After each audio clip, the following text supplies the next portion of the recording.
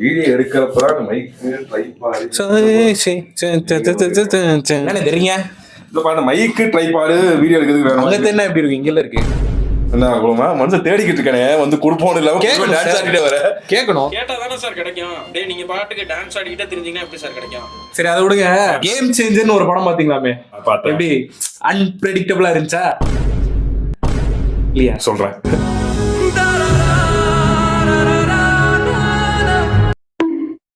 சரி, இப்போ எக்ஸ்பெக்டேஷன் போறதுக்கு மாதிரி ஃபர்ஸ்ட் வந்து ஒரு மன்னிப்பு ஒன்று கேட்டுக்கிறேன்.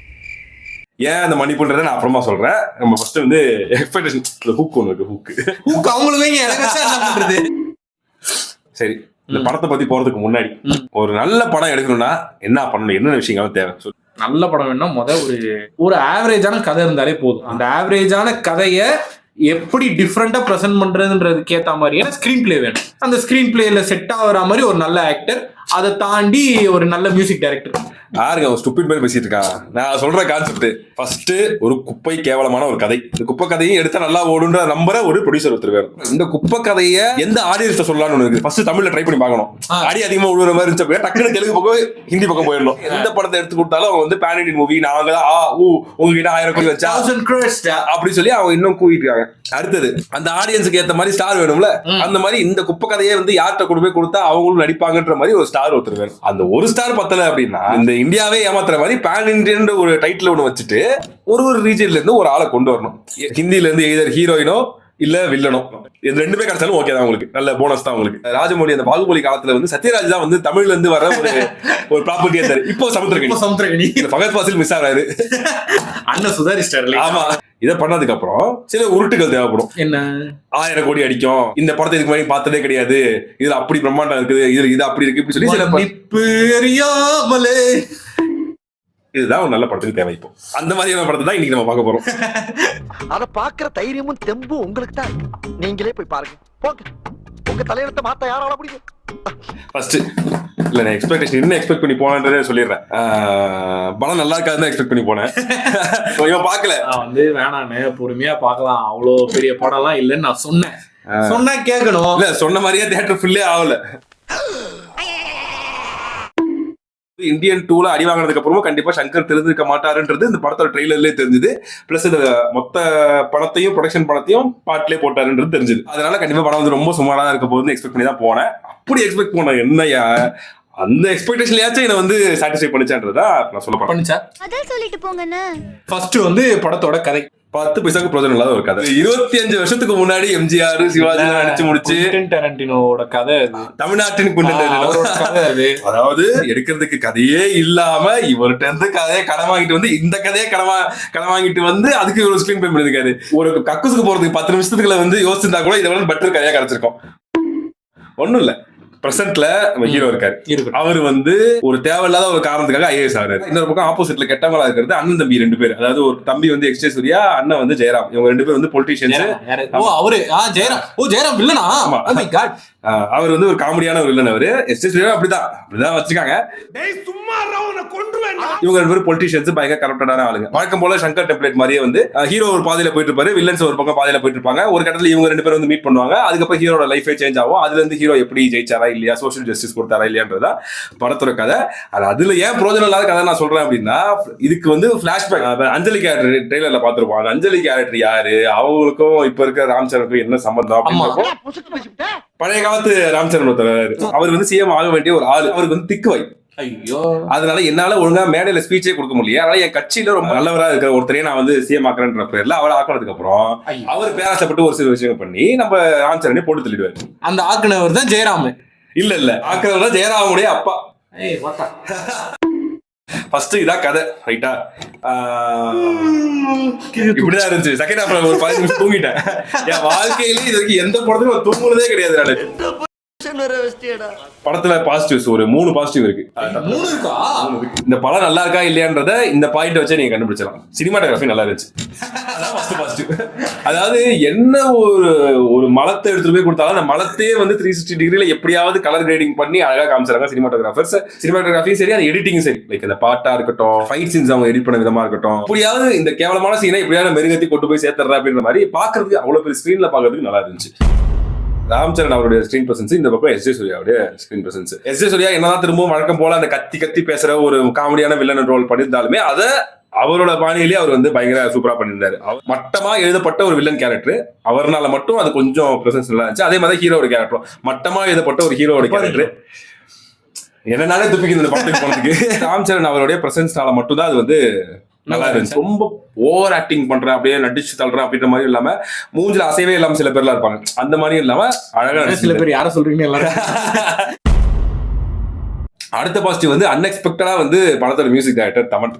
மியூசிக் நான் ஹீரோயினை சொல்றீங்களா? இல்ல அதெல்லாம் வந்து எப்படிங்க வந்து ஆக்சுவலா அந்த தெலுங்கு சினிமாவுக்கு என்ன ஒரு மியூசிக் வேணும், பிளஸ் இந்த இவ்வளவு பெரிய மாதிரி ஆமா அது இந்த டெம்ப்ளேட்ல பாக்குறப்ப நல்லா இருந்துச்சு. அந்த இவ்வளவு பெரிய மாஸ் மூவிக்கு வந்து எந்த விதமான மியூசிக் வேணும் அப்படின்றது வந்து பண்ணியிருந்தாரு.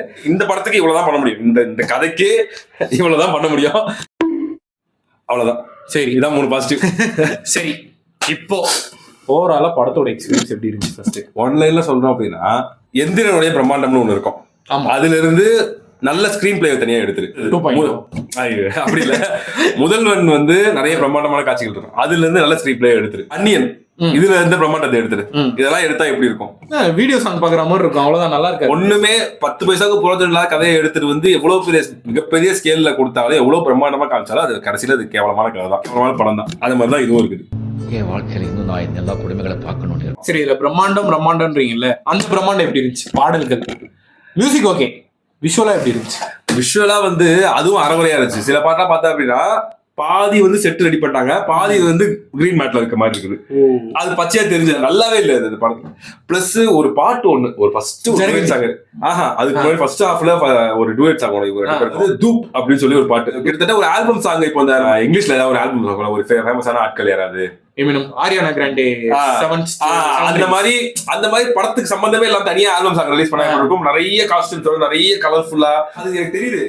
போச்சு கோடி கோடியா போகுது. அஞ்சலி வர்ற சாங் ஒன்று இருக்கும், அஞ்சலியோ பழைய ராம்சரண் வர இருக்கும். அதுதான் ஆக்சுவலா கதைக்கு கொஞ்சம் ரிலவெண்டா சாங் இருக்கிற மாதிரி இருந்துச்சு. அதுல வந்து பிரம்மாண்டம் எப்படின்னா, அவ்வளவு பெரிய மிளகா எடுத்து விலைய வச்சு எடுத்து அது கிட்டத்தட்ட ஒரு 10-20 ஏக்கருக்கு அவ்வளவு பெருசா மிளகா அதை அவர் எடுக்கிறாரு. அப்புறம் உப்பளம், அவ்வளவு பெரிய உப்பளத்தை காமிக்கிறாங்க. இது நான் சொல்றல, இந்த ஐடியாவுக்கும் இந்த பாட்டுக்கும் என்னடா சம்பந்தம்? பிரம்மாண்டம். சரி, பாடல்களில் இவ்வளவு பிரம்மாண்டம் இருந்தது, படத்துக்குள்ள என்ன பிரம்மாண்டம் இருந்துச்சு? ஒண்ணுமே இல்லை. இந்த ஃபைட் சீன், இந்த ஐல வந்த மாதிரி பயங்கரமான ஃபைட் சீன், அதெல்லாம் அதுவுமே நெகட்டிவ் தான். என்ன நெகட்டிவ்? பாசிட்டிவா இருக்குன்னு கேக்குறீங்க. ஃபைட் வந்து வர்றதுக்கு முன்னாடி பயங்கர பில்டப்பா இருக்கும். அதாவது அவங்க பில்டப் நினைச்சு எடுத்துக்காங்க வச்சுக்கீங்க, நமக்கு பில்டப்பா இருக்காது. பில்டப்பா இருக்கும் போது பயங்கரமா சண்டை போட போறாங்க அப்படின்னு நினைச்சா ஃபைட் சீன்ஸ் ரொம்ப சாதாரணமா இருக்கும். ஏதோ ஒன்னு சாட்டிஸ்ஃபை பண்ணல, ஏதோ ஒன்னு ரொம்ப சாதாரணமா இருக்க மாதிரி இருக்கும். அதேதான் இஸ் ஈக்குவல் டு அப்படியே டான்ஸ் மூவ்ஸ். ராம்சரண் செமையா ஆடுவாரு, அது எல்லாருக்குமே தெரியும். ஆனா அந்த பாட்டை வந்து நீ சொன்ன பாட்டுல பிரம்மாண்டம் இருக்க, பாட்டுல நிறைய கிராபிக்ஸ், நான் சொன்னது ஒரு டூயட் சாங், நிறைய கிராபிக்ஸ் ராம்சரண் அதை ஆடவே விடல. அண்ட் மத்த பாட்டுலயும் அவங்க டான்ஸ் மூவ்ஸ் எல்லாமே ஒரு ரெஜிஸ்டர் ஆகிற மாதிரி ஒரு மூவ் ஒன்று இருக்கணும், அது இல்லவே இல்லை. ஏதோ அவசரத்துக்கு ஒரு டக்குனு 2 ஸ்டெப் போட்டு கொடுப்பான்னு சொல்லி போட்டு கொடுத்துட்டு எல்லாத்தையும் ஒயிட் ஆங்கிள் வச்சு எடுத்துட்டாங்க. ஆக்சுவலா இதான் நான் ஃபர்ஸ்ட் சொல்லிருக்கணும். பைக்கு சண்டை போட்டு பாத்துருக்கோம், பைக்லயே வந்து சண்டை போடுவாங்க. சிவாஜி படத்துல காரு மோதிக்கிட்டு தியேட்டர் சீட்ல காரு மோதி அதெல்லாம் போய் சண்டை போட்டு பாத்துருக்கோம். இதுல ஜேசிபி மோதிக்குது முன்னாடி ஜேசிபி சண்டை போட்டு ரொம்ப பிரம்மாண்டமா இருந்துச்சு. அதான் அதே ஜேசிபி லாரி எல்லாம் ஸ்கிரீன் பிளே நம்ம சங்கரோட என்னத்த கேக்குறது இந்த படத்துல, எனக்கே தெரியும் ஒரு மண்ணுக்கு லாய்க்கு இல்லன்னு. ஸ்கிரீன் பிளே இந்த படத்தோட பிக்கஸ்ட் நெகட்டிவ் சங்கர் அண்ட் அவரோட ஸ்கிரீன் பிளே. என்னன்னு எவ்வளவு பெரிய டைரக்டர், டேய் சச்சினாவே இருந்தாலும் அடிச்சாதான்டா ரன்னு, இந்த மாதிரி சங்கர்னு சொன்னா படம் ஓடிடாது. பாத்தீங்களா, யார்கிட்ட எல்லாத்தையும் பேச்சு வாங்க வேண்டியது. படத்தோட ஸ்கிரீன் பிளே ஒரு சீன்ஸா நான் சொல்றேன். ஐயோ, ஹீரோ வந்து பயங்கரமான கோவக்காரர், அவரோட கோவத்தை கண்ட்ரோல் பண்றதுக்கு யாராவே முடியாது. அப்பதான் ஹீரோயின் வந்து உள்ள வராங்க, ஹீரோயின் வந்து லவ் பண்றாரு. அப்ப ஹீரோயின் என்ன சொல்றாங்க, உன் கோவத்தை நீ கண்ட்ரோல் பண்ணாதான் நான் அவனை லவ் பண்ணுவேன் அப்படின்னு சொல்றாங்க. இவர் என்ன பண்றாரு, கோவத்தை கண்ட்ரோல் பண்றது எல்லாத்தையும் அப்ப அந்த கோவத்தை கண்ட்ரோல் பண்றதுக்கு தான் தூப்னு சொல்லி அவரே வந்து கண்ட்ரோல் பண்ணிப்பாரு. அந்த தூப் வச்சு அந்த பாட்டு, இது என்ன கிஸ்கு மாதிரி இருக்கு. அப்ப ஹீரோயின் வந்து ஒரு சில வழிகள்லாம் சொல்றாங்க, இதெல்லாம் நீ கோவம் வரப்போ இதெல்லாம் பண்ண அப்படின்னா உன் கோவம் கண்ட்ரோல் ஆயிடும் அப்படின்னு. அதுல ஒரு வழி வந்து டான்ஸ் ஆடு அப்படின்றது. எங்க தெரியுமா டான்ஸ் ஆடுறாரு, ஒரு ஃப்ரீ லெஃப்ட் எடுக்கிறதுக்காக போறாரு, போலீஸ் நிப்பாட்டுறாங்க, தம்பி ஃப்ரீ லெஃப்ட் கிடையாது, நீ ஃபைன் கட்டணும் அப்படின்னு. அப்போ ஒரு போலீஸ் மேலேயே கோப்பிட்டு அதே போறாரு. எங்க டான்ஸ் ஆடுறாரு, நடு ரோட்ல, நம்ம ஒரு சென்ட்ரல் ஜங்ஷன் இருக்கும், சென்னை சென்ட்ரல் இருக்கும், அந்த மாதிரி ரோட்ல வந்து தக்கத்தி அங்க டான்ஸ் ஆடுறாரு, ரோட்லயே டான்ஸ் ஆடுறாரு. அதை பாக்குறதுக்கு ஒரு 10-20 கார் நிக்குது, ஒரு 100 பைக் நின்று எல்லாரும் வெளியே பாக்குறாங்க, யார் இவர் இன்ட்ரெஸ்டிங்கா டான்ஸ் ஆடுறாரு. அங்க ஒரு பாட்டு வருது, அந்த ஹீரோயின் பார்த்து இம்ப்ரெஸ் ஆயிடுவாங்க, எனக்காக இம்ப்ரெஸ் ஆயிடுவாங்க. அப்புறம் ஒரு கடத்துல ஹீரோ வந்து அவர் கோவத்தை கண்ட்ரோல் பண்ண முடியாம வம்பு ஆளை போய் அடிச்சிருவாரு. அதை ஹீரோயின் பார்த்துட்டு, இல்ல நீ வந்து எனக்காக கோவத்தெல்லாம் கண்ட்ரோல் பண்ணல, நீ என்ன பண்ணு, நீ வந்து ஐஏஎஸ் ஆயிடு, ஐஏஎஸ் ஆயிட்டீங்கன்னா உன் கோவம் கண்ட்ரோல் ஆயிடும். அப்ப நான் ஏன்னா ஐபிஎஸ் ஆகிறேன், ஐஏஎஸ் ஆனா எப்படி கோவம் கண்ட்ரோல் ஆகும், ஐபிஎஸ் ஆயிடுறேன், ஐபிஎஸ் ஆனா ஆல்ரெடி உனக்கு கோவம் இருக்கு, போலீஸ் யூனிஃபார்ம் போட்டு எல்லாரையும் போய் நீ என்கவுண்டர் பண்றதுக்கா நீ வந்து ஐஏஎஸ் ஆயிட்டீங்கன்னா நீ ரொம்ப வந்து ப்ரொஃபஷனலா இருப்பா, அதனால வந்து உன்னால யாரையும் மேல கோவப்பட்டு அடிக்கலாம் முடியாது, உனக்கு அந்த பவர் கிடையாது. ஏன் டாக்டர் ஆக வேண்டியதானே, ஊசி எடுத்து குத்திட்டான்னா கோவத்துல இப்படி உடனே அவர் வந்து படிச்சு ஐஏஎஸ் ஆயிட்டாரு. இன்னொரு சீன் வந்து நம்ம சுனில் வராரு. அவர் என்ன காமெடினா அப்படி ஒரு காமெடி, அது அவர் பேரே வந்து சைடு சத்யாவோ சைடுல நடந்து போவாரு, அவர் சைடுல நண்டு மாதிரியா, இப்படிதான் அவர் நடக்கிறது, இப்படியே நடப்பாரு, இறங்கி வந்து இப்படியே நடந்து போய் இப்படி பேசுவாரு, திரும்ப இப்படி நடந்து வந்து இப்படி பேசுவாரு. ஏன் எனக்கு வேணாம், அது ஒரு ஜோக். அது அடுத்து இவர் ஒரு பக்கம் கனெக்ட் ஆயிட்டாரா. இப்ப ஆப்போசிட்ல நம்ம வில்லன் ஒருத்தர் இருக்காருல்ல, அவர் வந்து சாதாரண மினிஸ்டர், அவங்க அப்பா தான் வந்து சிஎம்மா இருக்காரு. அவர் அப்பாவுக்கு வந்து அடிக்கடி இந்த கனவு வந்துட்டு போகுது, அதாவது பழைய ராம்சரண் வந்து அவரை நம்ம கொண்டுட்டோமே அப்படி இப்படின்னு அவர் கில்ட்ல வந்து என்ன பண்றாரு, ஆமா கடைசி ஆட்சியில இருக்க கடைசி ஒரு வருஷம் வந்து நம்ம வந்து ஊழல் ஆட்சி தான் பண்ணணும் அப்படின்னு அது பசங்களுக்கு வந்து பிடிக்கல, ஏன்னா இவங்க 2 பேரும் பயங்கரமா ஊழல் பண்றாங்கல்ல. அதுல ஒரு பக்கம் கிளாஷ் ஆகி அப்பாவையே கொண்டாதான் நம்ம வந்து முதல்வர் ஆக முடியும் அப்படின்னு சொல்லிட்டு அப்பாவை போட்டு தள்ளிட்டு உடனே ஒரு முதல்வர் ஆயிரு. சரி இதுதான் அபத்தமா இருக்கு அப்படின்னு பார்த்தா எஸ் ஏ சூர்யா வந்து ரெடி ஆகிட்டு இருக்காரு, சிஎம் ஆகலாம் அப்படின்னு சொல்லி ரெடி ஆகிட்டு இருக்காரு.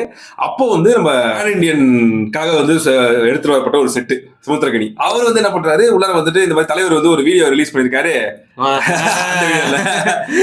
அது கடைசியா அவர் சாகத்துக்கு முன்னாடி ஒரு வீடியோ எடுத்துச்சு, அதை பாருங்க. உடனே அவர் என்ன சொல்றாரு, நான் இப்ப இறந்ததுக்கு அப்புறம் எனக்கு அடுத்தது சிஎம் இருக்க வேண்டிய ஒரே ஆளு அப்படி சொல்லி ஹீரோ ஒரு பேரை சொல்றாரு, உடனே அவரு சிஎம் ஆயிடுறாரு.